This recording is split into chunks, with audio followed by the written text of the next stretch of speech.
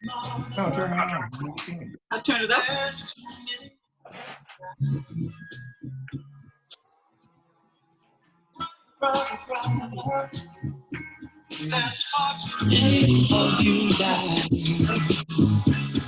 You know we're to bring some love. And a very good afternoon to everyone. We are coming to you live, coast to coast, from Washington, D.C., Chicago, and Los Angeles. I'm Art Cribbs. I'm hanging with Dwight Cashmere in Chicago, Illinois, and our dear, dear sister, Sister Leigh Hamilton, who's with us from the nation's capital, Chocolate City, Washington, D.C., taking in Baltimore and all that's on the East Coast. How y'all doing this afternoon? Doing good. I'm doing great. Doing good. And you just threw a little Marvin Gaye on us to get us started. What's going on? What's up with that? What's going on, Leigh? Well, I think this song tells exactly what's going on in this world. What is going on? You know? It's just what was true back in the day when this song came out is still true. So we're just seeing that times never stop. Hey, Brother D, what's happening, man? What's in the kitchen? What's cooking today, man? What's cooking is I'm trying to look at this thing from a Black perspective, because that's what's missing, with some depth and some history. We need to look at all the stuff going on with this administration, with this disease, because we've always had a disease. Racism has hung over our head. It's the invisible disease, just like this virus. So we need to attack it in the same. It's a buffet, isn't it? We have the pandemic. We have Black Lives Matter calling for justice in this country. And we have a person in the White House who is the leader. And we want to know not only what's going on, but where are we going with this? What are we supposed to do with that, D? We need to take our own way on this. We can't really look at the media. We need to look to history and dig down deep and look at the lessons from before. You know, we're right back at the Edmund Pettus Bridge. We talked about Congressman Lewis and his legacy, but we're right back at the threshold of the Edmund Pettus Bridge in terms of voting rights, in terms of human rights, in terms of our civil rights. So we need to look back to the past and also come up with some new ways to handle the pandemic of racism. You know, Leigh, we did have a soundtrack back in the day with Pettus Bridge. We had people not only marching in the streets, but singing in the streets. What does that soundtrack sound like today? You gave us Marvin Gaye, What's Going On, but what is the sound today? The sound today is basically what the kids are listening to. They're listening to the rap, and some of the rap artists, although I can't touch on that right now, I can't, none comes to mind, but they are talking about this world, and you can hear the concern, the anger, we got to do something about this. You can hear that in their voice, as opposed to listening to a song like What's Going On, which Marvin Gaye is asking the question, what is going on? I mean, here it is, the late 60s, early 70s, when this song came out. So it was probably just as intense back then that it is now. Now it's pervasive. We call ourselves the United States, Dwight. You're in the Midwest, you're right in the heart of it. When we think about politics in America, hey, my head goes straight to Chicago, the old Daily Machine back in the day. But even today, right, Barack Obama comes out of Chicago, Louis Farrakhan comes out of Chicago, Jesse Jackson comes out of Chicago, Lori Lightfoot comes out of Chicago. You are the heartbeat of American politics right there in Chicago. Chicago's a very political town, but it's also a very racist town. You remember Raisin in the Sun, Lorraine Hansberry, brought the issue of housing and segregation right to the forefront in a very simple story about a woman who wanted to move her family out of the ghetto to a white suburb in order to have a better life. Well, I grew up one block from the Lorraine Hansberry house, just a couple of years after her house was nearly firebombed. And it's kind of interesting because right after that, the whole thing had subsided, So we moved in without any problem. And the neighborhood was still kind of half black, half white. And one thing they were doing was going around to the houses. The real estate people were spreading this fear mongering to the whites to move them out. And if you remember what Trump said the other day about how Biden was promoting these principles that would damage your little suburb. Remember, Trump said that just the other day.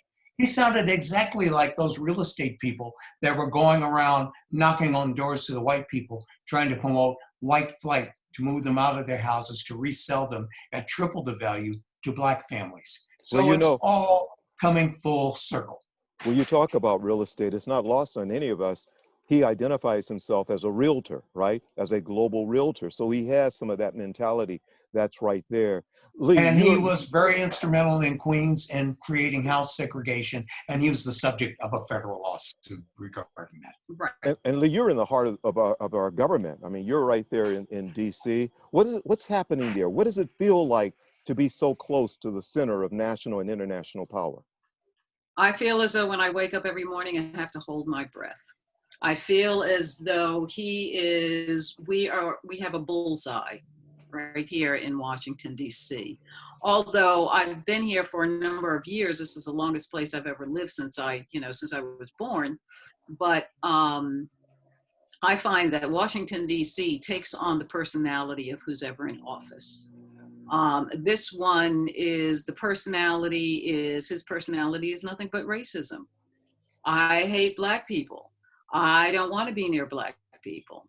And he does, even when you talk about, he's never going to apologize to George Floyd's family, so when with police brutality. I mean, he's all for that. So, I mean, he's the one who's instigating all of this, not saying that racism does not exist. Racism is just at the top. But he just gave people the permission to come full force. Well, the violence in Virginia a few years ago, and he came out with the statement, well, there were good people, nice people on all sides of that. When we go back to Charleston, South Carolina, Dwight, where black people are in church, in prayer meeting, and a young racist man with the Confederacy symbol goes in after being received by a community, welcomed by a community, commits mass murder and mass slaughter. What does that tell us about what time it is? Well, there's a great documentary on that called Charlottesville, and it's on, I believe, on the Sunset Channel, if you want to just look it up on the internet. And it interviews all the people who were involved and talks about, the murder in the case and the guy who did it.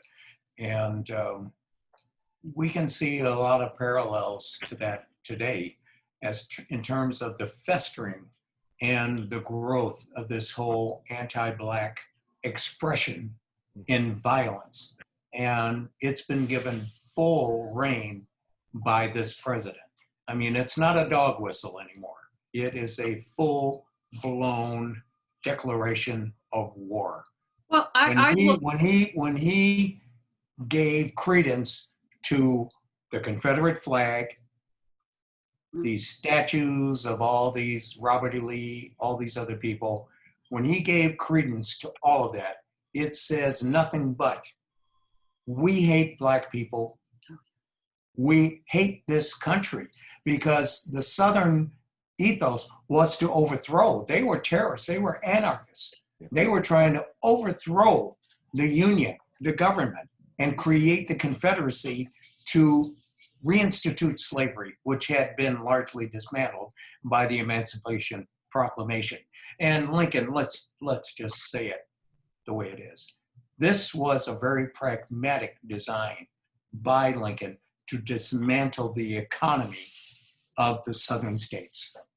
I mean, yeah, he was a moral guy. He was very much a believer in the Bible and very rooted in the principles of the Bible, but it was a very pragmatic decision, because after he met with all of the people from the South, they had reached an agreement which the South backed out on. And that's when he did the Emancipation Proclamation, because they had reached an agreement that they were going to just kind of, we'll let you do your thing, do our thing, you know, you kind of get rid of the slavery thing over time, and we'll all just kind of get along.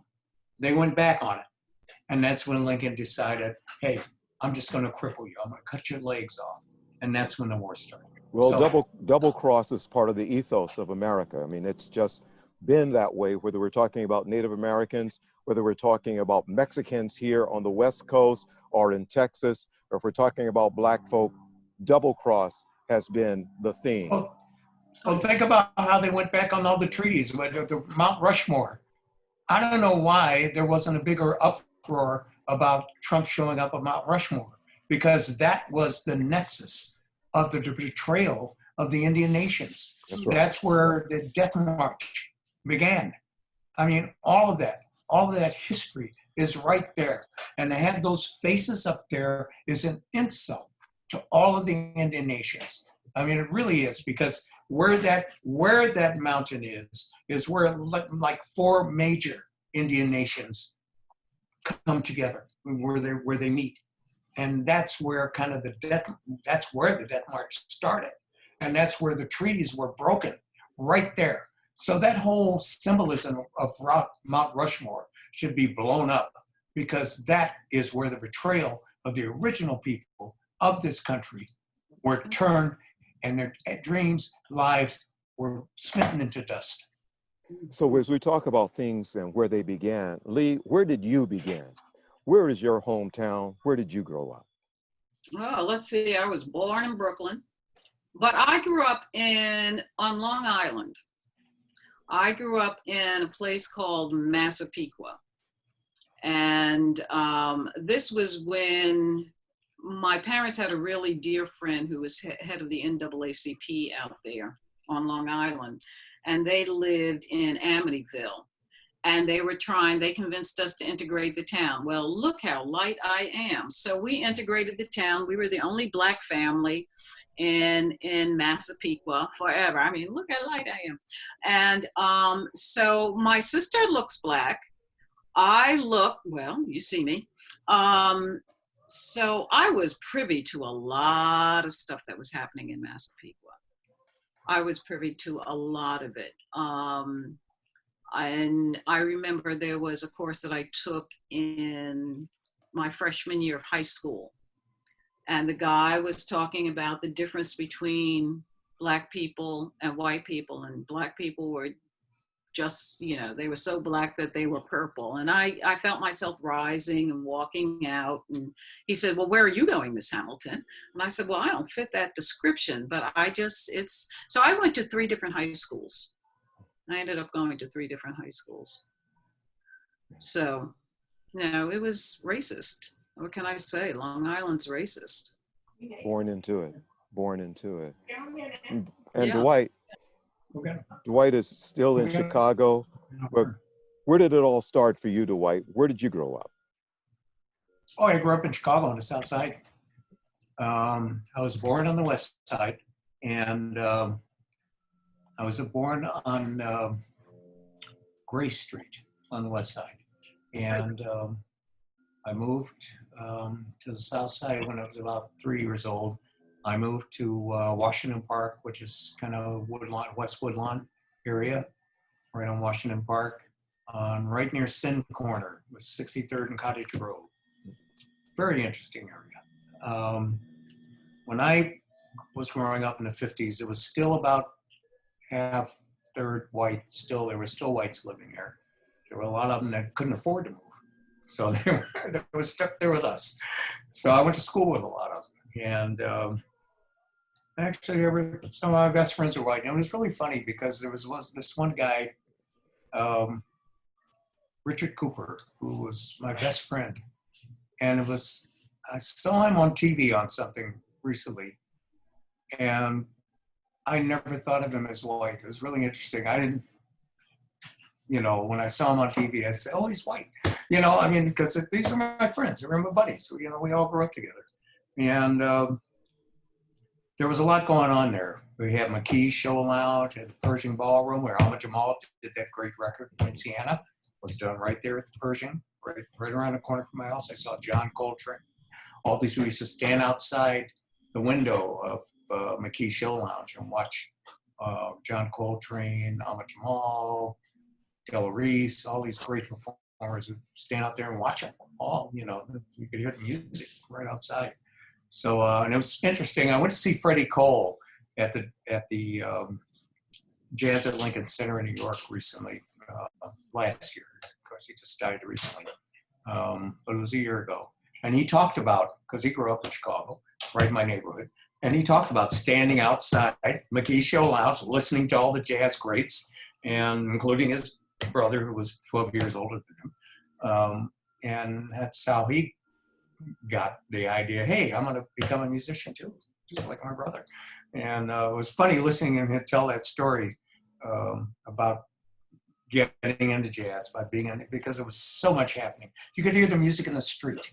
I mean, because the record shops would play the music. You'd hear Jack McDuff with that screaming organ. You'd hear that out in the street. You'd hear Della Reese's voice. You'd hear Sarah Vaughan. You'd hear her voice. You'd hear all that stuff as you walk down the street.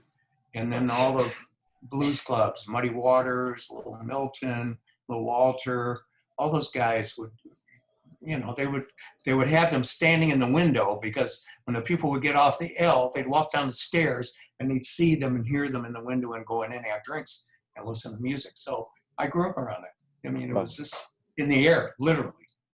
Music in the air. So we get ready to close out, Leigh. You brought us in with some Marvin Gaye, determine what you're going to take us out. And I grew up in LA in a place called, I call it Holly Watts, suburb in the ghetto between Compton and Watts. And in 1965, we became known as the home of the Watts riots. In 1992, it was the home of the riots, of the LA riots. So that was my community. And I'm writing my autobiography that is called Holly Watts, From the Promised Land to Purgatory, because it was a community of returning African-American GIs after World War II, most of whom disembarked after the war in places like San Pedro and Long Beach. My father was one of those in the US Navy coming back from the Philippines. And he made a phone call to my mother in Memphis and said, Hattie, if we're going to stay married, we're staying married in LA, because I'm not coming back to Memphis. I'm not going back to the South. So they settled in Southern California, which unbeknownst to them, they began to realize, although it was on the West Coast, the culture was as Southern as what they left in Mississippi and Tennessee and Oklahoma. Those were our neighbors in Holly Watts. And having that opportunity to grow up in a community because of segregation, because of discrimination, we had doctors, lawyers, CPA, plumbers, electricians. My father was a custodian in the hospital. My mother was Rosie the Riveter, working on the assembly line for McDonnell Douglas, all of us living together in one area, regardless of our profession or income level. Because of the housing and the segregation there, we were all together. So I'm straight out of LA. And it's just a joy to take this ride with you, going to the East Coast from New York to DC with Sister Leigh, and being in the Midwest with Brother Dwight there in Chicago. So Leigh, what's the sound that takes us home? Well, let's see if it'll come up. How come I don't hear it? Oh, let's see. I thought I played it. Had it already.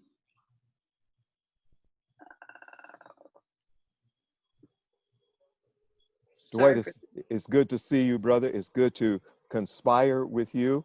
And for those who don't know, the three of us were together in Chicago, and Leigh was making the city rock with her sound, and Dwight was bringing not only the news, but the passion of a homeboy talking to his home community. And there I was coming from the left coast, trying to make my way in the big city of Chicago. It's good to be with all of you. Take us home, Leigh. Take it up. Take Living it in up. America, James Brown. Oh, yeah.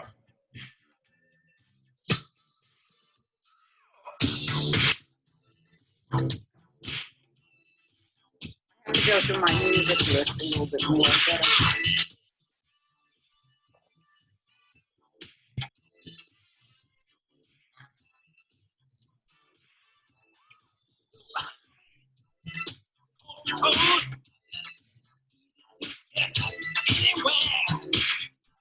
That's it.